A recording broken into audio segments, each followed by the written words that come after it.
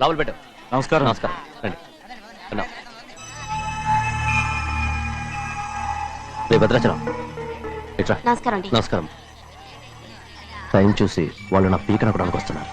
వెళ్ళి వాళ్ళని మేడ మీద ఉన్న గదికి తీసుకురా. మొన్న వాళ్ళ తమ్ముడిని కొట్టారు కదా, ఇప్పుడు మీకు నెప్పెడుతుంది అనుకుంటా. తీసుకురా.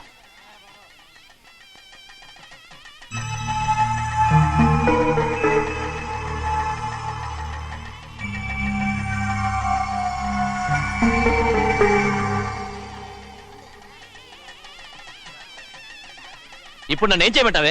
ఏం చెప్పంటారు చెప్పండి. ఆడపిల్ల స్నానం చేస్తే చూస్తే తప్ప అసలు చూడకుండా ఎవడైనా ఉంటాడా? అదేనండి, ఆడపిల్ల స్నానం చేస్తాను చూస్తే ఎవడో కొట్టకుండా ఊరుకుంటాడా? చంపేస్తాడంతే. ఇప్పుడు నేను మాట్లాడేది కరెక్ట్. బయటికి వెళ్ళు. ఏమండి? బయటికి వెళ్ళు. అలాగే తలపేసుకెళ్ళు. వెళ్తామండి బాబు. మీరు కొట్టుకొని తిట్టుకోండి, మాకెందుకు? ఏంటో ఏ జరగాల జరుగుతుంది. వాడు చేసిన తప్పుకి చంపాల్సిందే. నువ్వు చేసిన దానికంటే పెద్ద తప్పు నా తమ్ముడు ఏం చేశాడయ్యా? ఆహా, ఇవన్నీ మాట్లాడడానికి కరెక్ట్ టైం చూసుకొచ్చావు అనమాట. ముందు పెళ్లి అయిపోయి తర్వాత కూర్చొని మాట్లాడుకుందాం. ముందు బయటికి వెళ్ళు. ఎప్పుడు ఏదో ఒకటి చెప్పి నన్ను మోసం చేస్తూ మీ బతుకులు మాత్రం బాగు చేసుకుంటున్నారు.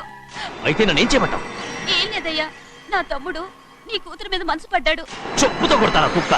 ఏంటంటే నువ్వు నా కూతురి మీద మనసు పడ్డావా? చంపేస్తారా రే?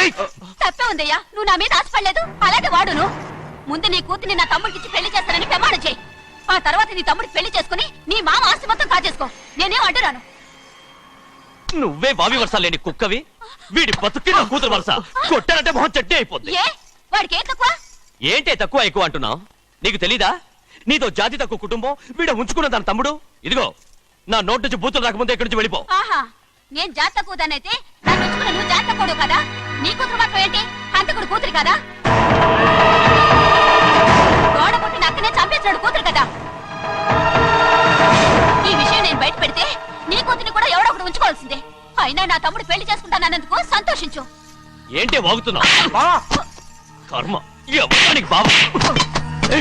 నువ్వు ప్రాణాలతో ఉండకూడదు, చంపేయాలి. గౌరీ గౌరీ గౌరీ గౌరీ గౌరీ గౌరీ